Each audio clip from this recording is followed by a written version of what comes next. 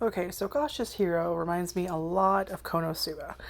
And I can't really explain why. I think it's like maybe something to do with the humor and the way it's portrayed. But if you liked Konosuba, maybe you try Cautious Hero. And yes, this is how would I caption this? Cut your hair like you just don't care. Yeah, it took me a while to come up with that one.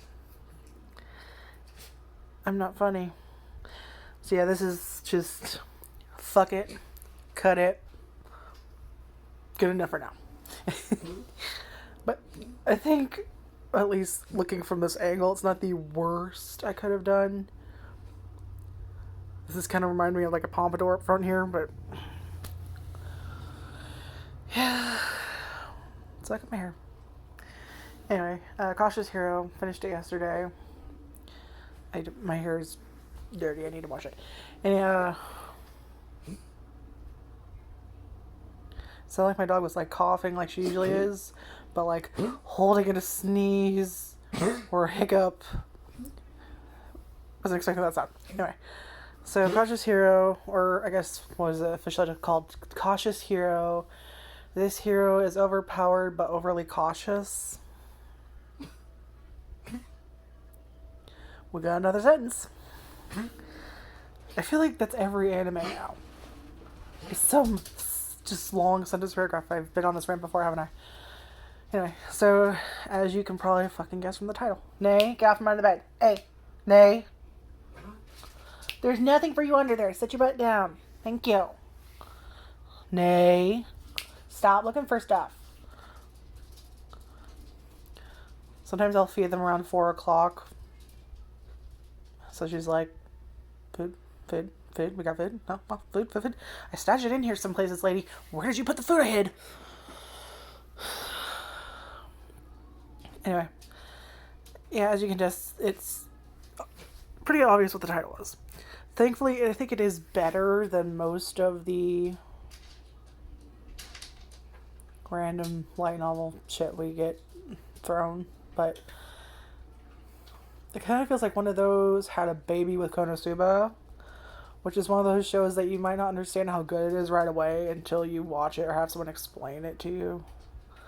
Because I liked Konosuba, but it wasn't until I saw someone's review for it, I think it was Mother Spacement, that I was like, oh, I didn't notice all this cool shit they did, and yeah, that kind of makes sense, and now I have a little more appreciation for it. It's still not one of my favorite anime. I think it's a good one, and I can understand why he was kind of just going on about it. But yeah, so it kind of feels like one of those things. Now, another thing that I liked about the show is we always get shows with a bunch of fan service. And I'm fucking tired of it.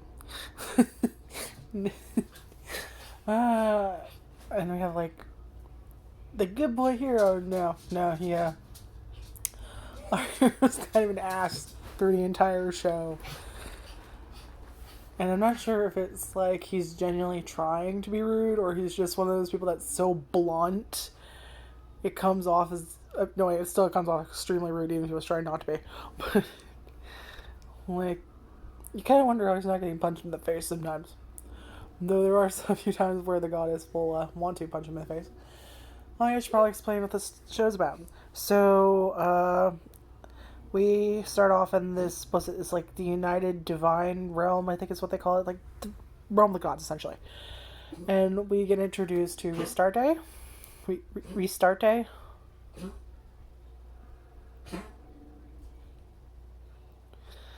God damn it, was there a joke I missed in that? I was like, oh, that's an interesting name I haven't heard for like a goddess before. And it literally just dawned on me. Restart Day. Anyway, this is Isekai, but we start off with Restart Day. And she gets assigned... I guess worlds have difficulty levels and they need to be saved. They only provide assistance to gods. They actually have to have like human heroes summoned from another world to that world. Because I guess only humans, because it's their world, they should save it themselves, but they'll provide support. They won't go into that very far, so don't bother. She gets a level S, which is hard. It's a hard one. and she's looking through. She's like, she needs a good hero because this is a tough world. She's only saved like 5, and you get like a brief mention that there are like she's only saved 5, and then like another character saved like 300, so she's like a veteran, and then some others are hinted to be like veterans or whatever, but like they don't tell you exactly who, and just again that's not like explained fully. And she's looking through like fucking stacks of paper, like, oh, I need to choose a good hero. I need someone that can do this. This is really hard.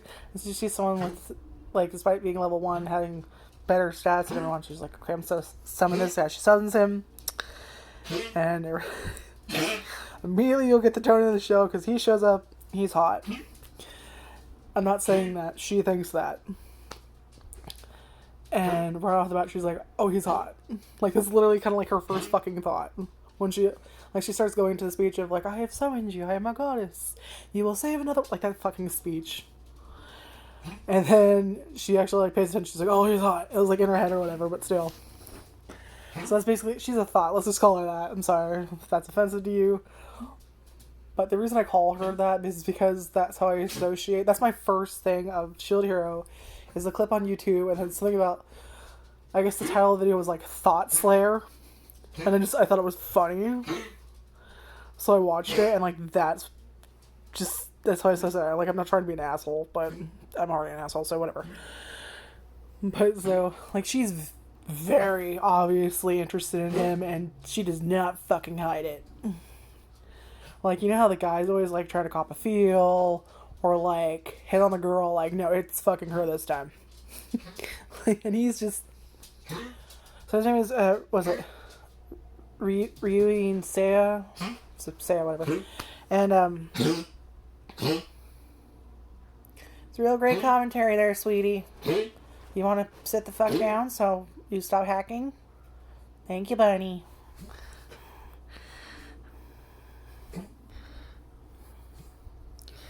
And, his name is Seiya. And, like I said, he's very rude and blunt. And it's one of those shows where you're like, oh, this is going to be a friendship, and, oh, he's going to turn into a good person. No. Throughout the entire show, just, he never gives in. He's just... Like, he's not a horrible person, but he's not a good person either. Let's put it that way. And she's like, okay, so you're going to save this world. He's like, why the fuck should I do that? And she's like, well, and he tries to leave, and she's like, you can't leave. And he's like, fuck. Well, if I can't, and I have, if I have no choice, at least let me get prepared. So then he starts training, which, by the way, he does a lot in this fucking show. Which, compared to other shows, I did like it, but I didn't like the pacing. Essentially, it's training, fight, kind of a lot of dicking around more than fighting. The last 2 fights in the show are good, I guess, but I think other shows have done fighting better. Like, they don't focus a whole lot on the fight, more like he gets prepared for it. So I feel like there's a little bit of a pacing issue. Maybe it was just that way for me. But he does his fucking training, and when I say training, it's basically pull-ups, sit-ups, that kind of thing. Like, you don't really see him lifting weights or anything, and eventually he does start training with the other gods to learn some shit. And then he'll go find the important. So then he finally goes to this other world, and they show up at a starting level. And he's like, okay, I need to, get all this stuff and do this and this and that. And she's like, why?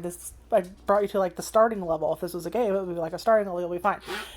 And the entire thing about him is, he is overly cautious, as it is in the name. To the point it is irritating.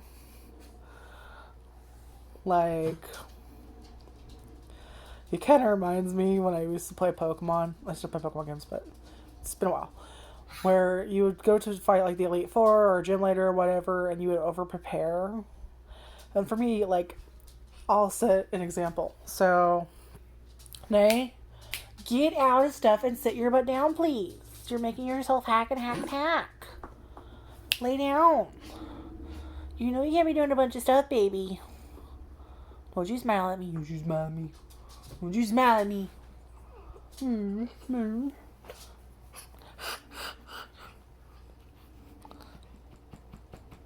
Sit in front of the fan, baby.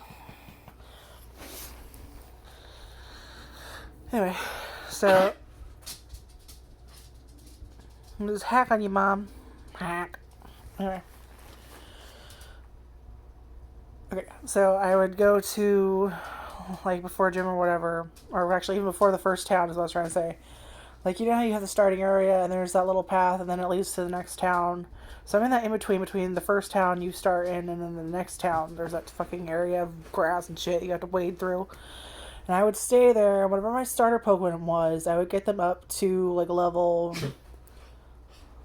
13, somewhere between 13 and 20 is what I want them to be leveled. They start at level 5, by the way. And I would grind, and I would start there. And sometimes I'd push it till their, their first evolution, because Pokemon, at least their starters, they always evolve 3 times. Or, I'm sorry, they evolve twice. You have your first evolution, which is your base, and then you have your second evolution, which is kind of like your weird, awkward teenager phase, and then you have like your badass third, final evolution. So I would take it to the the first evolution, and then I would go to the next town, and I would buy a bunch of potions, and any items I have, I would like never fucking use them. I would just save them up. I would empty them to the storage box if I didn't need them. But for the most part, I always had a bunch on me, and I'd never really used any of it. And that's if you think that's annoying. So, okay, so granted he would be fighting a bunch of undead at this point. Decided he wanted to buy 1,000 holy potions. 1, the guy doesn't have that much. 2, Restarte thankfully goes, you can't fucking carry all that. We'll take 10, please. So she does chip in eventually with stuff like that. But she, despite the fact she's the goddess of healing, by the way, she's supposed to like provide support. She doesn't really do much except like there are a few instances when she heals, but it's only like kind of at the end where she heals Seiya. She'll heal the other 2 that come in later, or that kind of thing, or other people. But for also healing god, she doesn't do a lot of healing, and for Seiya being a hero, he's not exactly the most heroic. I mean, there are instances where he kind of is, especially later on, but for the most part, he doesn't really feel like a hero, he doesn't act like a hero, and he's not apologetic. So he's rude, very blunt, but he won't spell things out for you. Like, he gets into a fight with this chick where she's pissed because, spoiler, they're fighting the Demon King, essentially. Like, one of his forces or whatever drops, is like this fly thing. Nay, if you don't sit your butt down, you're gonna drive me nuts. Just got crunchy. I don't know why anytime she does that, I have to like mock her. Like, I'm not doing it in a mocking sense, but like where you do that random shit where you imitate them and you don't know why. I do it all the time. Wait, you're fine. It's not dinner time yet. You got like another hour and a half, dude. Well, technically it's supposed to feed them at like 6:30ish, 6 o'clock is when I have my timer for it. But sometimes I'll feed between like 3 and 5:30. Yeah. Anyway, this character's throwing a fit, and because this fly drops a bunch of her, basically kills a bunch of her soldiers or whatever, and think of she like her as a commander, or like someone in charge for a second.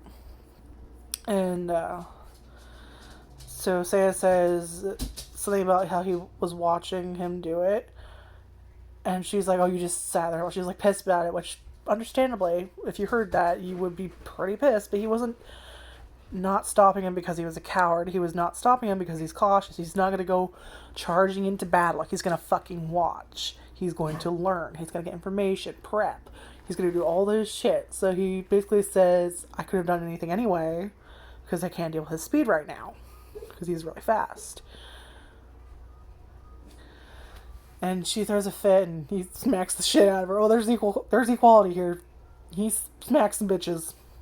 And it's not like that condescending, Like, oh, you smacked a woman. Like, no, as you're a person, you're being annoying, you need to be smacked because what you're saying is stupid, because she wanted to go charge this dude's lair, and she's like, and he's like, no, you dumb son of a bitch. Are you retarded?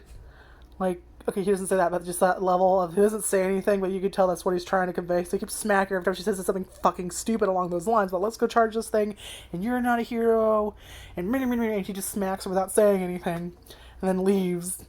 And eventually, the way it's carried on, it's kind of like he's treating it like he's trying to knock some sense into her.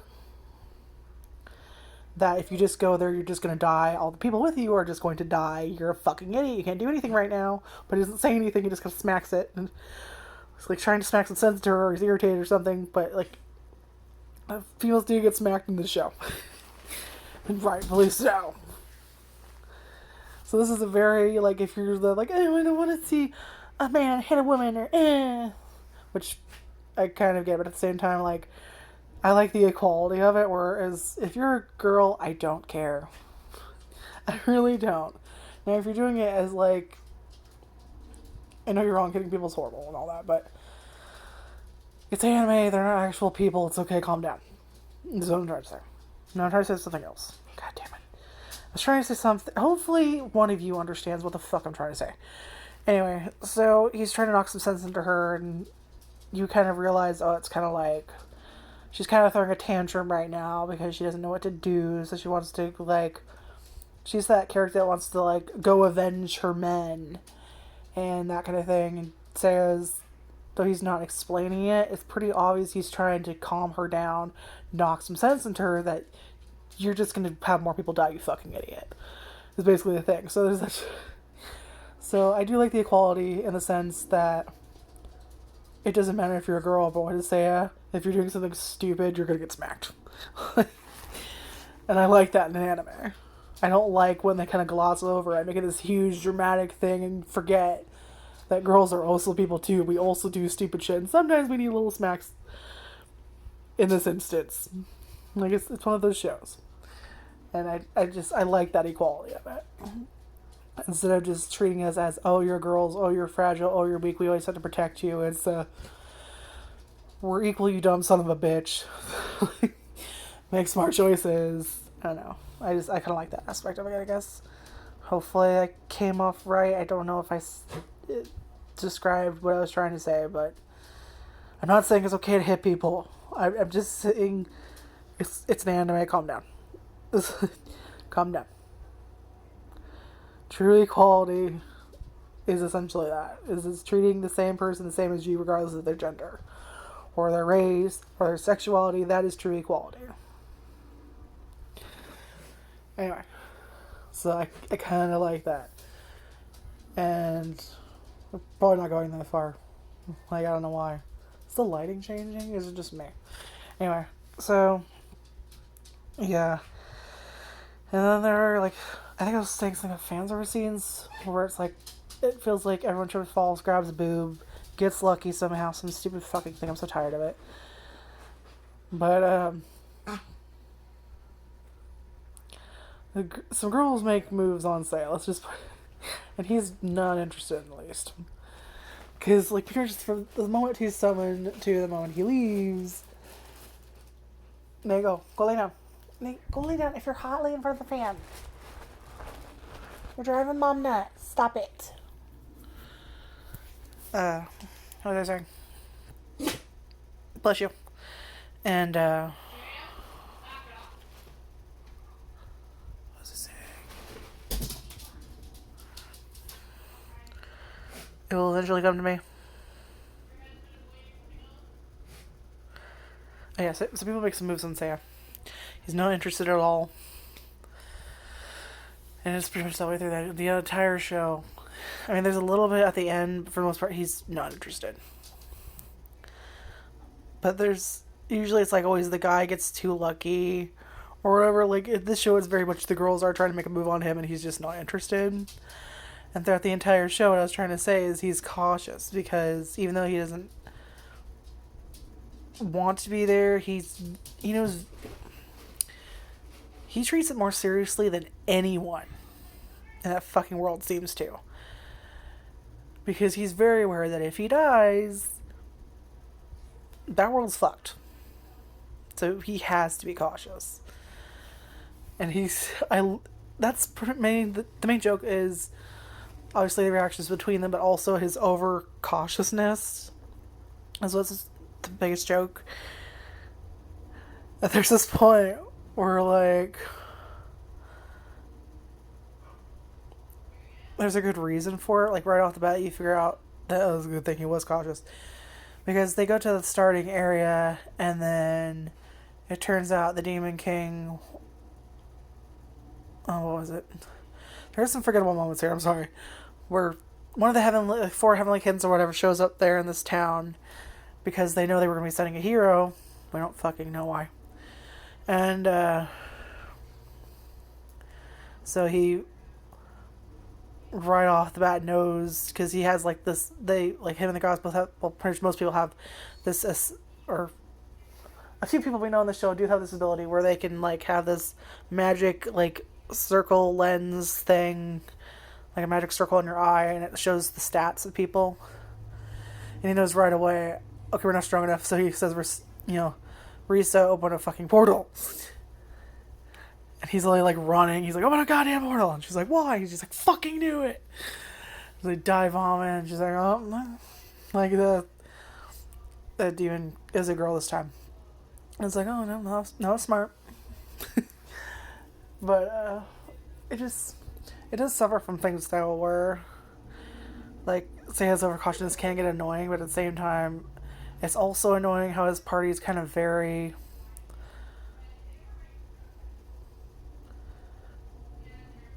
kind of the opposite. They're a little too relaxed, it feels like, and it's also kind of annoying because it feels like Seiya is the only one that really understands the gravity of the situation, despite the fact that these other two people that join his party later actually live on that fucking world. But they also feel kind of useless. But then again, this Seiya is overpowered, so it kind of makes sense they would feel useless. But for supporting God, she doesn't really deal with much, it feels like, until like the very end, and a couple strange things here and there. So that's the majority of the show, is him being overly cautious, luckily that working, and then Risa trying to fuck him, along with various other people. Like I said, it's kind of fun like Konosuba, but it also is kind of like one of those trashy ones we always get. So I don't know how to describe it to you. Now, I was trying to describe the fan service for a reason, because there's one scene that made me laugh really hard. Because you know how some scenes in shows, they'll try and play off an obviously fan service moment as something funny, where it's like, it's 99% fan service, 1% you applying the veil of it being funny to put it there for a reason.